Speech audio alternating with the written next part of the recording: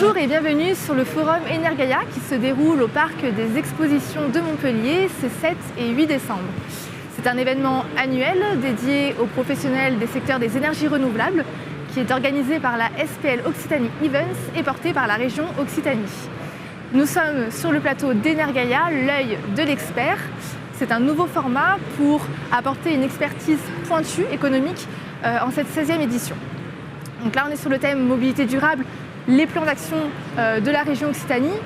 Pour en parler, j'accueille à mes côtés Jean-Luc Gibelin. Bonjour. Bonjour, vous êtes vice-président mobilité pour tous et infrastructure de transport à la région Occitanie. Tout à fait. Et vous représentez Carole Delga, qui est donc la présidente de la région Occitanie. Merci d'avoir répondu à notre invitation. Avec plaisir. Je vais d'abord aborder un sujet d'actualité qui est le 1er décembre.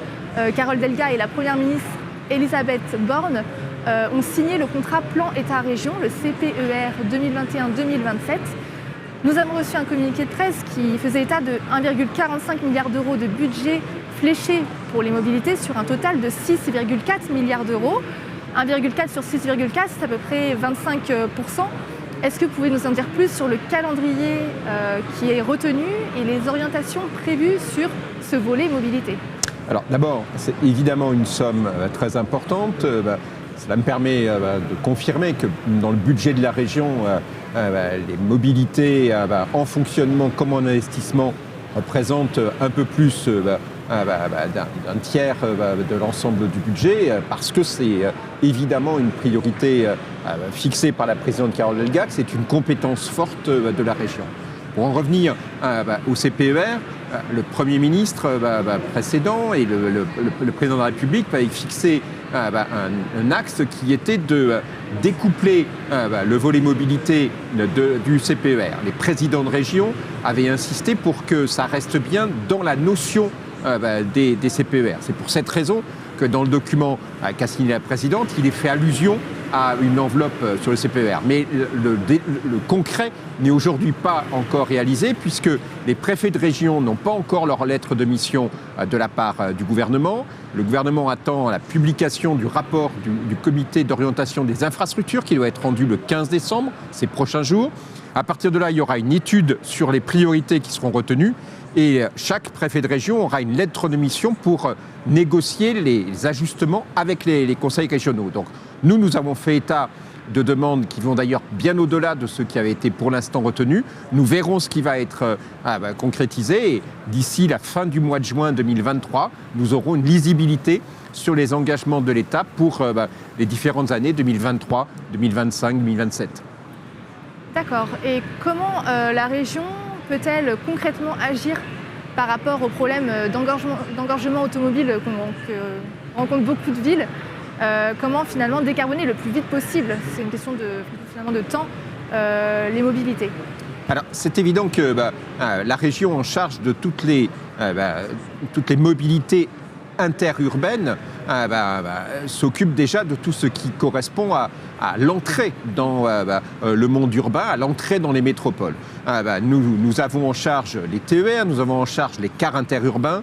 Évidemment, nous sommes très actifs pour le développement de l'offre de ces transports interurbains, sur le fait que ces offres soient le plus décarbonées possible. Nous sommes la région qui expérimente toutes les solutions qui existent aujourd'hui en France. Nous sommes la seule région à avoir toutes les expérimentations, le train hybride, le train hydrogène, le train à pile, les cars au bio-GNV, les cars au marc de raisin, les cars électriques. Donc voilà, nous avons la totalité de la palette parce que la présidente Carole Delga tient à ce qu'il y ait que la région soit la région à énergie positive. C'est dans le logo de la région et c'est pas un slogan, c'est une réalité. Et c'est donc dans ce cadre-là que nous sommes en réponse la région utile, la région qui est à l'écoute des attentes du territoire. D'ailleurs, oui, peut-être se focus sur le train, parce que vous avez aussi un gros travail avec la SNCF, parce que c'est une ambition forte de Carole Delga, qui est la défense notamment des lignes de desserte fine du territoire, les LDFT. En juin, il y a des conventions de financement qui ont été déployées pour 8 nouvelles lignes, situées sur 6 départements. Je vais les rappeler rapidement. Donc, il y a la ligne Brive-Rodez, celle de Foix, la Tour de Carole, la ligne Ampalo-Auch, Carcassonne-Limoux, Saint-Césaire, le Grau-du-Roi, Perpignan, Villefranche, Vernet-les-Bains, la ligne touristique du train jaune dans les Pyrénées-Orientales également, et les lignes du quart nord-est sur la ligne Toulouse, Villefranche et Figeac. Où en sont ces lignes du quotidien rapidement en ce moment? Alors ce sont toutes des lignes de TER. Nous avons eu ces conventions de financement pour avoir un véritable plan rail. La présidente Carole Delga a souhaité que la région s'engage de manière très forte sur ces aspects. C'est pour cette raison que nous avons mis 800 millions sur la table avec SNCF et l'État. SNCF Réseau avait considéré que c'était globalement des dépenses de l'ordre d'1,6 milliard qu'il fallait faire. Donc globalement, la région finance à 50%. Sur un certain nombre, ça va même au-delà puisque l'État s'est désengagé et globalement, nous sommes sur un financement à 2 tiers région et 1 tiers État sur les lignes que vous avez évoquées. Et donc là, nous avons un plan qui s'étale jusqu'en 2030 de différentes actions qui ont lieu tous les ans sur l'entretien, la rénovation de l'existant, la rénovation du ballast, les travaux sur les ouvrages d'art, les ouvrages en terre. Il y a évidemment beaucoup à faire. Le réseau ferroviaire en Occitanie, ce sont 2400 km. Il y en a plus de 1600 qui correspondent à la ligne de desserte du territoire. Et c'est donc très très important pour nous. Elles répondent du coup aux besoins vraiment des populations dans ces territoires où finalement l'automobile est quand même très présent. Oui, alors c'est vrai que les lignes de desserte du territoire permettent justement d'avoir une réponse de proximité, d'être le plus près possible de là où les gens habitent, d'être du coup avec une liaison après en car ou en voiture, voire en vélo, parce que faut avoir en tête qu'y compris en Occitanie, l'essentiel des déplacements est de l'ordre de 3 à 4 km. Donc il y a, notamment pour aller à une gare, pour aller à une station de car. Donc ces espaces-là peuvent se faire aussi en vélo et donc il y a la possibilité de cette articulation. C'est pour nous très important, évidemment, d'avoir un mix énergétique, je l'ai indiqué, mais aussi d'avoir une intermodalité parce que c'est l'articulation de l'ensemble des modes de transport qui est la réponse aux attentes des habitantes et des habitants de la région. Il faut donner envie de venir prendre le train, qui est possible de se garer le matin devant la gare, en effet. Il y a un autre projet aussi que vous portez personnellement, parce que vous êtes quand même natif d'Alès, dans le Gard. Voilà, vous êtes un Cévenol et il s'agit donc de la ligne Alès-Bessèges, qui n'est pas encore réouverte, mais qui permettrait de désenclaver le nord du Gard. Donc elle a été suspendue en 2012. Elle desservait plusieurs points stratégiques, comme l'IMT Minalès, la station thermale des Fumades, etc., jusqu'à Bessèges. Vous avez mis la pression il y a 2 ans sur la SNCF. On avait un article dans Les Échos. Est-ce que c'est un exemple où est-ce qu'on en est aujourd'hui finalement? Est-ce que c'est un exemple de difficultés rencontrées finalement? Alors, évidemment, ça a été une difficulté avec la direction nationale de SNCF Réseau qui refusait de reprendre cette ligne. Donc, ça a amené la région et la présidente Carole Delga à faire le choix de demander le transfert de la ligne, comme pour Montrégeau-Luchon, parce que là aussi, la direction nationale de SNCF Réseau refusait de faire la rénovation de ces lignes. Nous sommes actuellement dans les phases qui sont les phases les moins visibles, celles des phases d'études qui sont indispensables pour que le projet voie le jour, mais qui ne sont pas forcément toujours visibles sur le terrain, à l'exception près de l'ensemble des débrousaillages, parce que justement pour que ces études puissent avoir lieu, il faut passer par des phases de débroussaillage et notamment sur Alès-Bessèges, nous sommes au 2e débroussaillage, sur Montrégeau-Luçon, il y a déjà eu 3 qui ont été réalisés pour que justement la phase de travaux puisse s'engager le plus vite possible. Ce sera d'abord à Montrégeau-Luçon, puis ensuite à Alès-Bessèges que ces phases de travaux auront lieu. D'ailleurs oui, la ligne Montrégeau-Luchon en Haute-Garonne qui verra circuler des premiers trains à hydrogène en France. Donc finalement, la mobilité décarbonée, c'est aussi un champ d'innovation. Il y a aussi un autre exemple en Occitanie-Est, symbole de décarbonation du quotidien. C'est quand même le retour du trafic voyageur sur la ligne rive droite du Rhône cet été. C'est un puissant outil de report modal de la route vers le rail qui sera complètement réouverte en 2025 ou 2026. Quels sont les premiers résultats de cette réouverture qui a lieu cet été? Alors d'abord, ce sont vraiment des résultats très encourageants. La journée d'inauguration du 28 août a été un grand succès populaire avec une mobilisation des populations intéressante. Il y a eu une réponse intéressante aussi après en fréquentation. Sur le premier mois, nous étions à à une fréquentation qui était très intéressante, avec une trentaine d'usagers par train sur les 10 trains par jour, donc un élément important, parfois un peu plus, près de 50.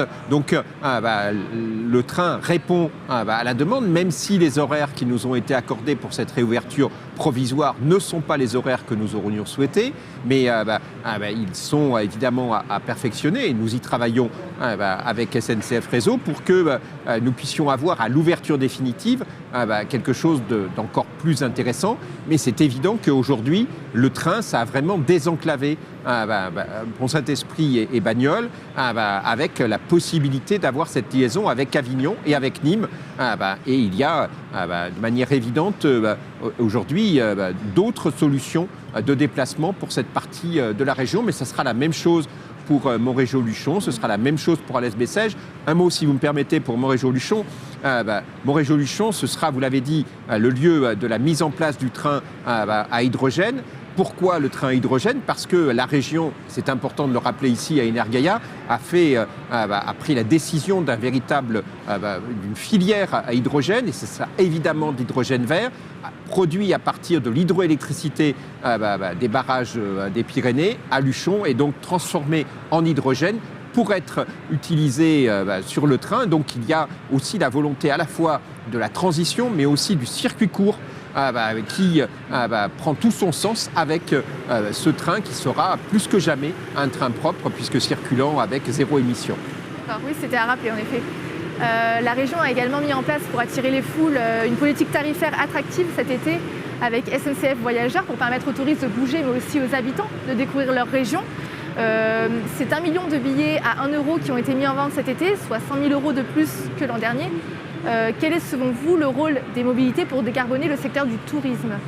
Alors, nous avons avec le comité régional du tourisme et des loisirs un partenariat très fort qui a démontré que les usagers du train, du train à 1 euro, ont reporté sur leur activité de loisirs, sur leur activité d'hébergement, sur leur activité de restauration, les euros qu'ils n'ont pas dépensés dans le train. Et donc, c'est un retour direct pour l'économie du territoire que d'avoir fait le train à 1 euro. Ça nous a permis aussi d'avoir une véritable induction, c'est-à-dire que nous savons aujourd'hui que 30%, 29% exactement des usagers du TER à 1 euro utilisent le train pour la première fois. 30% qui n'avaient jamais utilisé le TER. Et puis, nous avons pu démontrer, une étude est en cours avec SNCF qui sera menée jusqu'au 23 décembre, mais il y a déjà plus de 2500 réponses, donc c'est une étude de grande ampleur. Et nous savons donc d'ores et déjà que près de 44% de celles et de ceux qui utilisent le TER à 1 euro réutilisent le train après, même si c'est à tarif plein. Donc il y a une vraie induction fournie par le TER à 1 euro. C'est pour cette raison que nous sommes la région qui a le plus augmenté en fréquentation. Nous étions à 60 000 usagers par jour en 2018-2019. Nous sommes aujourd'hui à 78 000. Et donc le cap qui a été fixé par la présidente Delga d'atteindre les 100 000 le plus vite possible, c'est un cap que nous allons pouvoir atteindre dans les prochains mois, les prochaines années. Très rapidement, le président Emmanuel Macron a annoncé le développement des RER métropolitains dans les 10 métropoles françaises, dont Toulouse et Montpellier en Occitanie.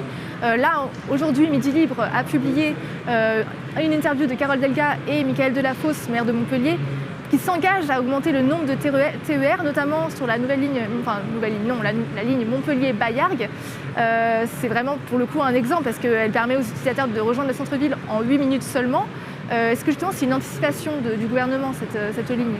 Alors, plusieurs choses. D'abord, pour Baillargues, les trains passaient à Baillargues, mais maintenant, à partir de mi-décembre, il y aura donc 9 trains supplémentaires qui vont s'arrêter à Baillargues, ce qui est évidemment très important pour cette gare. Je rappelle qu'en très peu de temps, ça a été multiplié par 10, la fréquentation de cette gare, oui, multipliée par 10, parce qu'elle a été ménagée, parce qu'il y a eu un PEM, parce qu'il y a eu l'offre qui a été au rendez-vous. Donc c'est la preuve vivante que cela fonctionne. Alors, le président de la République nous a gratifié d'une vidéo un dimanche après-midi.